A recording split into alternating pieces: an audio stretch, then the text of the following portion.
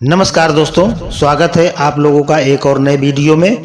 तो अभी तक आप लोगों ने अगर हमारे चैनल को सब्सक्राइब नहीं किया है तो सब्सक्राइब जरूर कर लें।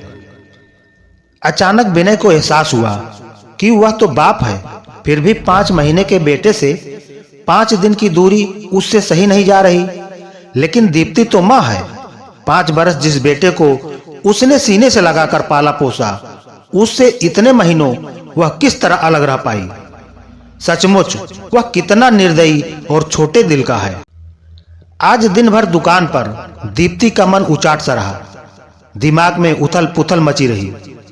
सुबह घर से निकलते समय ही माँ जी यानी दीप्ति की सास ने धीमे स्वर में कह दिया था कि बेटी, शाम को जल्दी घर आ जाना। और उनके जल्दी घर आ जाने का अर्थ वह भली भांति समझती थी, इसलिए अनमनी सी रही वह दिन भर। बगल वाली बेला ने भी उसे 2-3 बार टोका। क्या बात है दीप्ति, आज इतनी उदास क्यों लग रही हो? दीप्ति मुस्कुरा भर दी।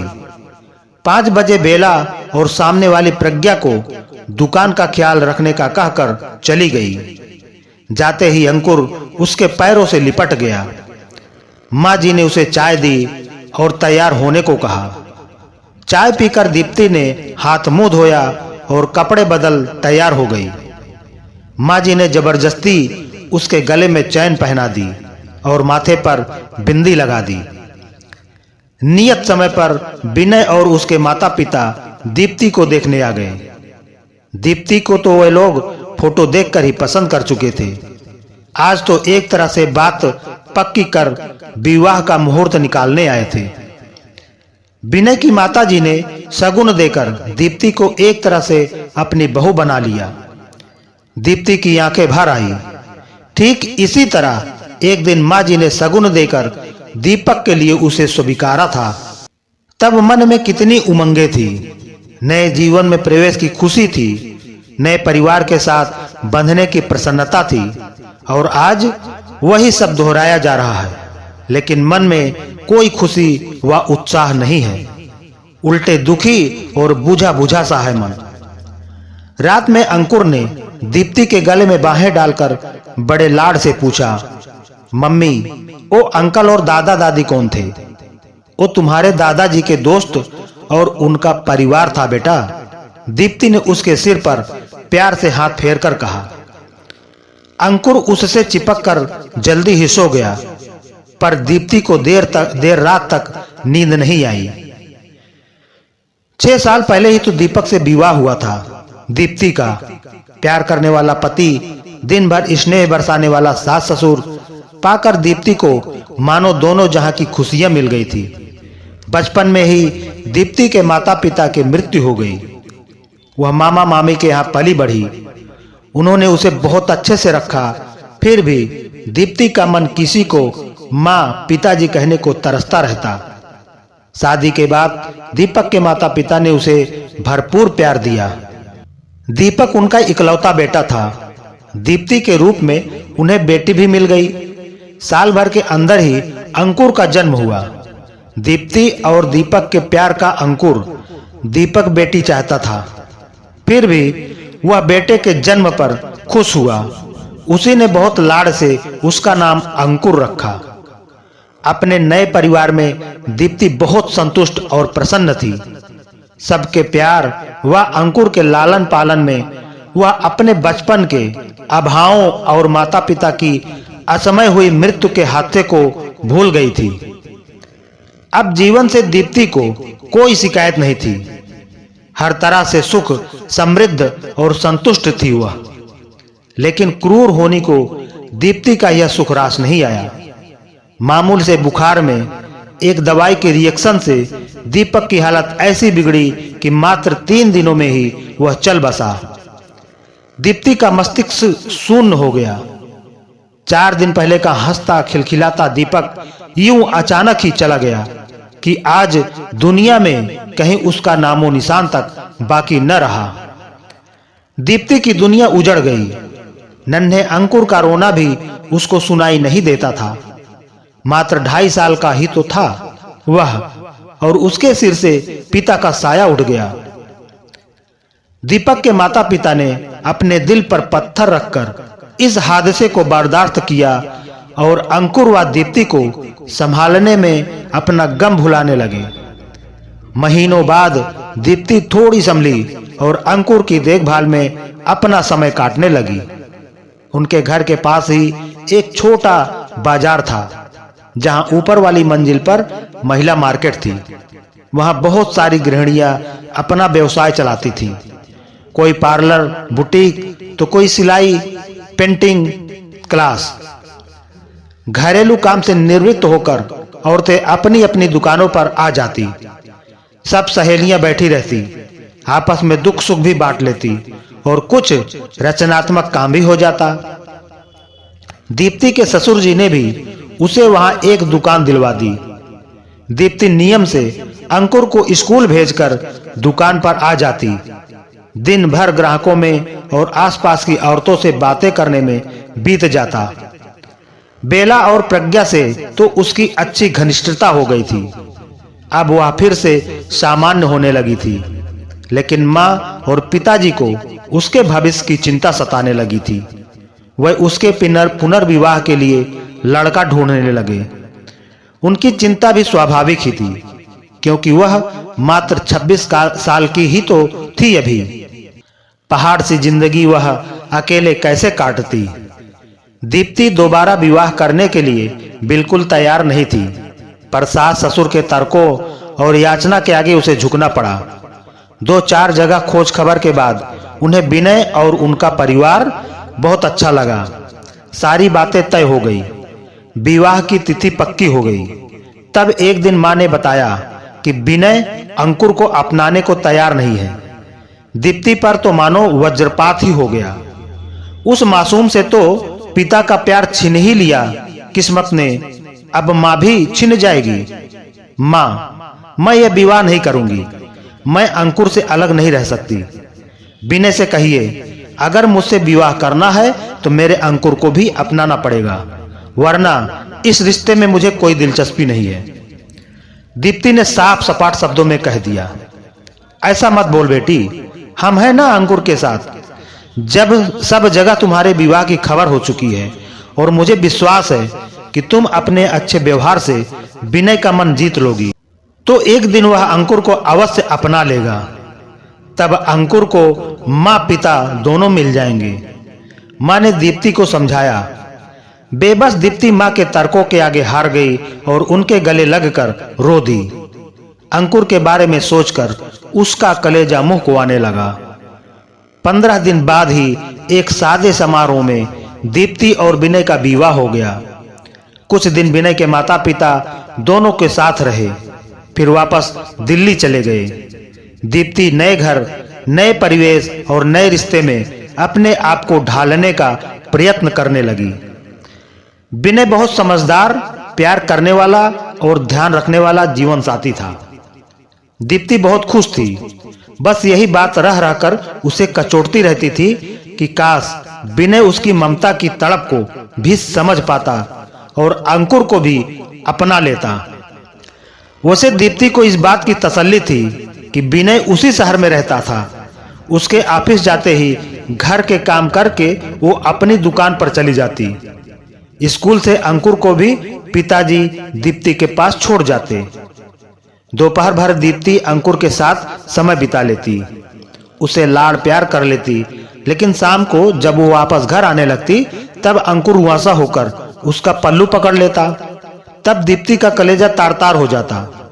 बड़ी मुश्किल से वह भारी आंखों से फिर मिलने का वादा करके उसे विदा लेती।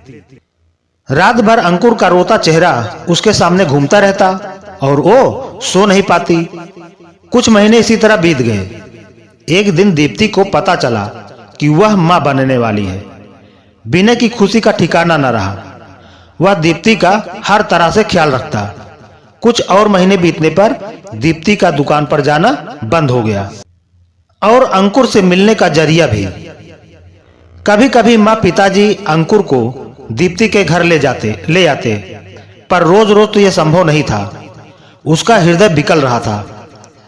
नियत समय पर दीप्ति ने एक बेटे को जन्म दिया।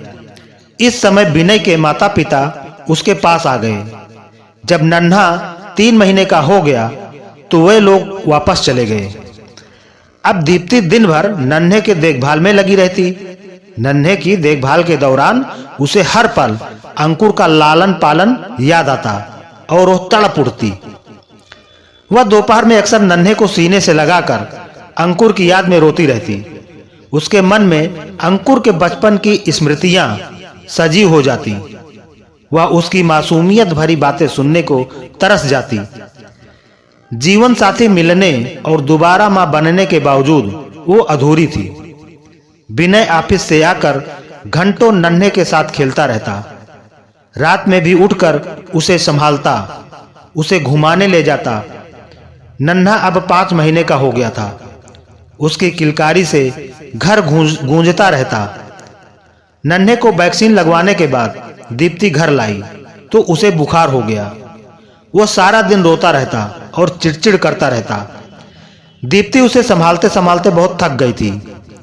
विनय, अगर आप इजाजत दें तो मैं कुछ दिनों के लिए मां के यहाँ हो आऊं। वहां नन्हे की देखभाल भी ठीक से हो जाएगी। उसने विनय से पूछा। हाँ दीप्ति, हो आओ, तुम्हें भी थोड़ा आराम मिल जाएगा। बहुत थक गई हो तुम। मेरी चिंता मत करना, ऑफिस का कैंटीन बहुत अच्छा है, मैं वहीं खाना खा लिया करूंगा। विनय ने सहर्ष अनुमति दे दी। दीप्ति खुशी खुशी नन्हे को लेकर मां के घर आ गई। नन्हे को सारा दिन मां पिताजी संभाल लेते। दीप्ति पूरा समय अंकुर की देखभाल में बिताती। उसे नहलाना, धुलाना, खाना खिलाना वह सब करती। महीनों बाद अंकुर रात भर उससे लिपट कर सोया। वह उसे नई नई कहानियां सुनाती। दीप्ति बहुत खुश थी और उसकी ममता भी पूर्ण रूप से संतुष्ट थी। दीप्ति के जाने के बाद विनय जब शाम को घर आता तो घर उसे काटने को दौड़ने लगता। उसे दीप्ति और नन्हे की बहुत याद आ रही थी। देर रात तक वह टीवी देखकर मन बहलाता रहता। रात में सोता तो उसे नींद में भी लगता कि जैसे नन्हा रो रहा है या कुनमुना रहा है और वह चौंक कर जाग जाता। उसे न घर में न ही ऑफिस में चैन आ रहा था। ऑफिस में उसका मन काम में नहीं लगता और घर का सन्नाटा उसे खल रहा था। अचानक विनय को एहसास हुआ कि वह तो बाप है, फिर भी 5 महीने के बेटे से 5 दिन की दूरी उससे सही नहीं जा रही है। लेकिन दीप्ति तो मां है। 5 बरस जिस बेटे को उसने सीने से लगाकर पाला पोसा, उससे इतना महीनों तक किस तरह अलग रह पाई होगी।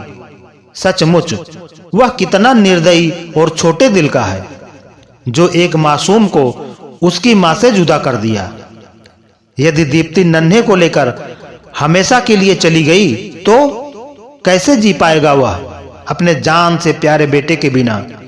और फिर दीप्ति कैसे जी रही होगी अब तक अंकुर के बिना?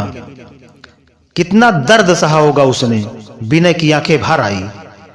वह दीप्ति को अपना मान सकता है तो उससे उत्पन्न अंश को अपना क्यों नहीं मान सकता? कैसे वह इतना छोटे मन का स्वार्थी हो गया? उसे पश्चाताप होने लगा। अगले ही दिन विनय दीप्ति के घर जा पहुंचा। नन्हे को गोद में लिए दीप्ति अंकुर को मान मनुहार करके खाना खिला रही थी। उसके चेहरे पर ममत्व की एक अलग ही चमक झिलमिला रही थी। विनय ने उसे इतना प्रसन्न कभी नहीं देखा था। वह मुग्ध होकर दीप्ति को देखता ही रह गया। आज तक उसने एक मां से यह गौरवमयी आंतरिक प्रसन्नता छीन रखी थी। वह ग्लानि से भर उठा। विनय पर नजर पड़ते ही दीप्ति का चेहरा बुझ सा गया और अंकुर ने भी सहम कर उसका आंचल पकड़ लिया। विनय ने मुस्कुराकर अंकुर के सिर पर हाथ फेरा तो वह दीप्ति से सटकर खड़ा हो गया। तुम्हारे बिना घर बहुत सूना सूना लग रहा है। अब तो नन्हे की तबीयत भी ठीक है, चलो घर चलें। विनय ने दीप्ति से कहा।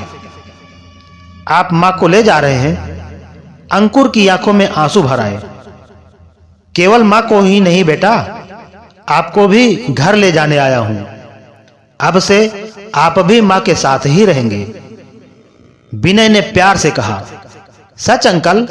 अंकुर प्रसन्न हो गया।